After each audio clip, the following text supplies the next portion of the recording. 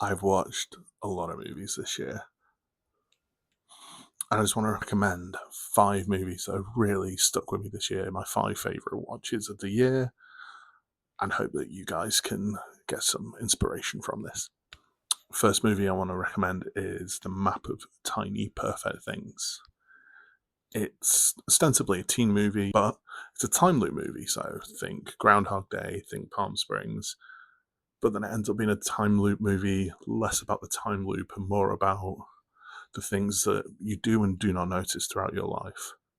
What starts out as quite a light-hearted, as I said, almost like teen comedy, and there are some of the teen comedy tropes still in there, ends up turning into a really what I think is beautiful, endearing, smart commentary about enjoying the important things in life and enjoying the important people in your lives. It's a teen movie, but there's a bit more meat on the bones.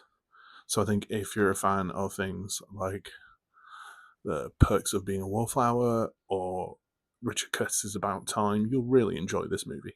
The next movie I want to recommend is something I didn't know much about going into it, and that's the movie Boyhood. Now, this is a movie that was filmed over 12 years and follows the characters as they grow up and their lives change, focusing on a young boy at the beginning as a 6-year-old Mason, as he grows up, as he goes through the challenges of his parents breaking up, starting new lives, going through up until the age of 18 and going to college. It's really powerful. It's very nostalgic, especially as you're starting to get a bit older and you may be watching it. But it's very human and it's very clever, and having the same actors fill those roles as they grow up and they grow as individuals, and that reflects into the characters. I just loved it. I thought it was a very powerful movie about adolescence growing up. I know how much mourning and grief you can have for your childhood, even as you're still going through your childhood. The third movie I want to recommend is something which is almost 60 years old. However, it's still got an important message in 2025, and that is Guess Who's Coming to Dinner?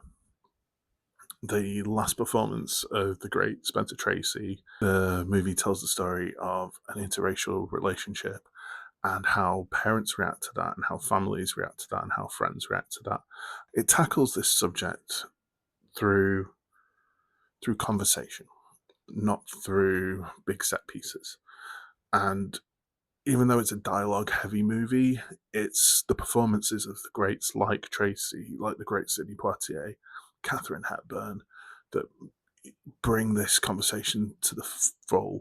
And it's still so important that we continue to think about this in the modern world. Second to last movie on the list is All the President's Men. I never thought a movie about journalism would be such a thriller.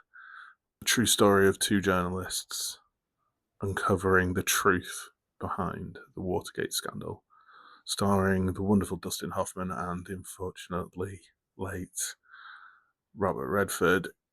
It's a movie about trying to get to the truth and ensuring that the truth is not buried and ensuring that the truth is heard. And that's really powerful to me. And I think if you enjoy movies like Spotlight, if you enjoy TV shows like Aaron Sorkin's The Newsroom, you're going to love this movie if you've not already seen it. And my number one recommendation is American Fiction. Jeffrey Wright leads this incredibly funny but challenging comedy, which follows his character as he continually is put into a box and his family members are put into boxes based on singular characteristics of who they are, be it their colour of their skin, be it their sexuality. And what's really powerful is, as much as he tries to fight this, he finds success in being stereotyped. And I never found myself laughing so hard one minute and then the next minute having to really stop and think about the message behind the comedy.